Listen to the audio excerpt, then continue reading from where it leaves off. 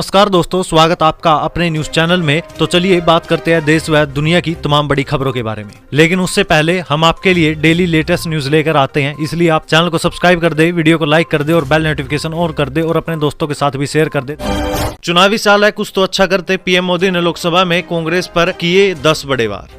देखिए दोस्तों, कल यानी सोमवार को लोकसभा में राष्ट्रपति द्रौपदी मुर्मू के अभिभाषण पर धन्यवाद प्रस्ताव का जवाब दिया प्रधानमंत्री ने। इस दौरान पीएम मोदी ने कांग्रेस पर भी जमकर निशाना साधा। पीएम मोदी ने कहा कि कांग्रेस की जो मानसिकता है, जिसका देश को बहुत नुकसान हुआ है, कांग्रेस ने देश के सामर्थ्य पर कभी भी विश्वास ही नहीं किया। ये अपने आप को शासन मानते रहे हैं, जनता को हमेशा कमतर आंकते थे। पीएम मोदी ने कहा कि कांग्रेस में एक कैंसिल कल्चर विकसित हुआ है। कुछ कहो कैंसिल, हम कहते हैं कि आत्मनिर्भरता भारत, कांग्रेस कहती है कैंसिल। हम कहते हैं वंदे भारत ट्रेन, कांग्रेस कहती है कैंसिल। यानी मैं हैरान हूँ कि ये मोदी की उपलब्धियां नहीं है, कि ये देश की उपलब्धियां हैं। पीएम मोदी ने कहा कि बीजेपी सरकार का हौसला आज पूरी दुनिया देख रही कि एक कहावत है, 9 दिन चले 2.5 कोस। मुझे लगता है कि ये कहावत पूरी तरह से कांग्रेस पर टिक बैठती है। गुजरात में हेट स्पीच देने वाला धर्मगुरु मुंबई से गिरफ्तार, समर्थकों ने थाना घेरा, पुलिस ने लाठीचार्ज किया, हिंदू संगठनों की शिकायत पर कार्रवाई। देखिए दोस्तों, भड़काऊ भाषण केस में आरोपी मुफ्ती सलमान अजहरी को रविवार को गुजरात एटीएस 2 दिन के लिए ट्रांजिट रिमांड पर जूनागढ़ ले गई। मौलाना पर 31 जनवरी को जूनागढ़ में कार्यक्रम के दौरान भड़काऊ भाषण देने के आरोप में हिंदू संगठनों ने केस दर्ज करवाया था। गुजरात एटीएस ने मुंबई की एक अदालत में मुफ्ती सलमान अजहरी की रिमांड मांगी थी। कोर्ट ने रविवार शाम को 2 दिन की ट्रांजिट रिमांड मंजूर कर ली। इसके बाद कानूनी प्रक्रिया पूरी करने के लिए उसे घाटकोपर पुलिस थाने लाया गया था।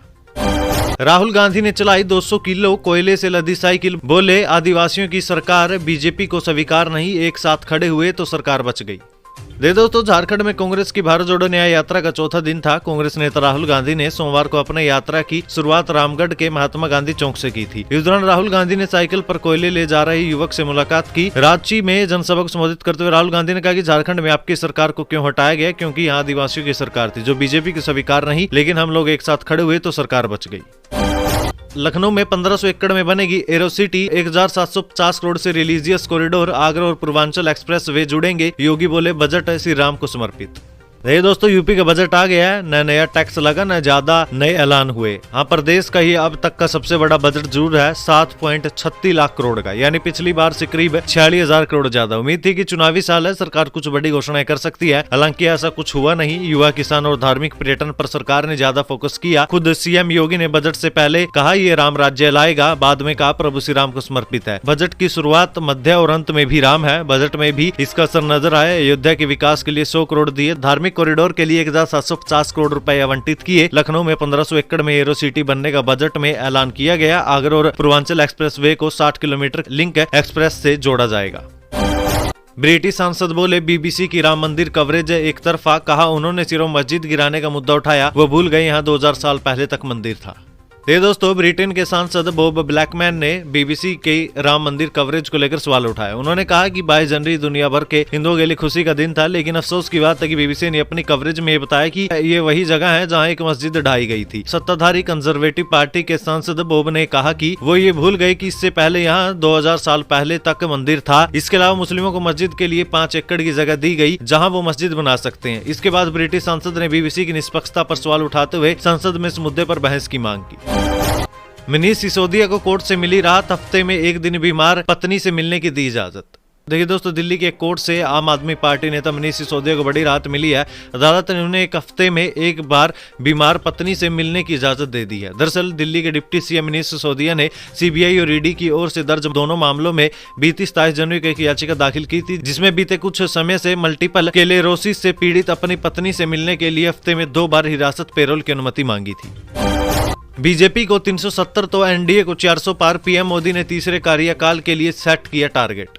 दोस्तों, पीएम मोदी ने कहा है कि देश में एक ऐसे मंदिर का निर्माण हुआ जो भारत की महान परंपरा को ऊर्जा देता रहेगा। हमारी सरकार का तीसरा कार्यकाल बहुत दूर नहीं है, ज्यादा से ज्यादा 100 या 125 दिन बाकी है। पूरा देश कह रहा है कि अब की बार मोदी सरकार। मैं आमतौर पर आंकड़ों के चक्कर में नहीं पड़ता, लेकिन मैं खुद देख रहा हूँ कि देश का मिजाज एनडीए को 400 पार कराकर रहेगा और बीजेपी को 370 सीटें अवश्य देगा। हमारा तीसरा कार्यकाल अगले 1000 सालों के लिए मजबूत नींव रखने का काम करेगा।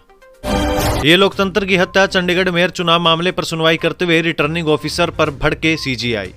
देखिए, चंडीगढ़ मेयर चुनाव को लेकर सुप्रीम कोर्ट में कल सुनवाई हुई। चीफ जस्टिस डीवाई चंद्रचूड़ की अगुवाई में 3 जजों ने मामले को सुना। चीफ जस्टिस ने प्रिजाइडिंग ऑफिस का वो वीडियो देखा जिसमें वह वोटों को कथित रूप से रद्द कर रहे हैं। सीजेआई ने कहा कि ये लोकतंत्र का मजाक है, जो कुछ हुआ है उससे हम सब स्तब्ध है। सीजेआई ने कहा कि हम इस तरह लोकतंत्र की हत्या की इजाजत नहीं दे सकते। सीजेआई ने पूरा वीडियो पेश करने को कहा और नोटिस भी जारी कर दिया है। वहीं सुप्रीम कोर्ट ने चंडीगढ़ नगर निगम की 7 फरवरी को होने वाली बैठक अनिश्चित काल के लिए स्थगित करने का आदेश भी दिया है। मसलन नगर निगम के नए मेयर के कामकाज पर फिलहाल रोक रहेगी।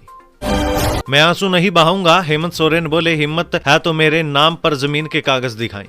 ये दोस्तों, हेमंत सोरेन ने फ्लोर टेस्ट से पहले विधानसभा में दिए अपने भाषण में विपक्ष पर तीखा हमला बोला। हेमंत सोरेन ने कहा कि मैं आज इस सदन में चंपई सोरेन के विश्वास मत का हिस्सा बन रहा हूं। हमारी पूरी पार्टी और गठबंधन दल चंपई सोरेन को समर्थन करता। 31 जनवरी की काली रात रही। देश के लोकतंत्र में एक काली रात जुड़ी है। देश में पहली बार किसी मुख्यमंत्री की गिरफ्तारी हुई। इस गिरफ्तारी में राजभवन भी शामिल रहा। जिस तरीके से घटना घटित हुई, मैं बहुत आश्चर्यचकित। वहीं हेमंत सोरेन ने कहा कि मुझे कोई गम नहीं है, मुझे ईडी ने पकड़ा है। झारखंड मुक्ति मोर्चे का उदय झारखंड के मान सम्मान स्वाभिमान को बचाने के लिए हुआ है और जो भी बुरी नजर डालेगा हम उसे मुंह तोड़ जवाब देंगे। पूर्व सीएम ने कहा कि मैं आंसू नहीं बहाऊंगा, आंसू वक्त के लिए रखूंगा। आप लोगों के लिए आंसू का कोई मोल नहीं है। पैगाम में मोहब्बत है। प्रधानमंत्री मोदी से मिलने पहुंचे धर्मगुरु, बोले दुनिया को पता चले कि भारत एक है। देखिए दोस्तों, विभिन्न धर्मों के धर्मगुरु सोमवार को प्रधानमंत्री नरेंद्र मोदी और उपराष्ट्रपति जगदीप धनखड़ से मिलने संसद भवन पहुंचे। धर्मगुरुओं ने संसद की कार्रवाई भी देखी। ऑल इंडिया इमाम ऑर्गेनाइजेशन के मुखिया इमाम उमेर अहमद इलाइसी ने कहा कि पैगाम में मोहब्बत है, पैगाम देश है। आज हमने प्रधानमंत्री से मुलाकात की। सूद ने कहा कि आज इंडियन मॉनिटरिंग ऑर्गेनाइजेशन विभिन्न धर्मगुरुओं के साथ संसद भवन पहुंची है। वे चाहते हैं कि दुनिया को पता चले कि भारत एक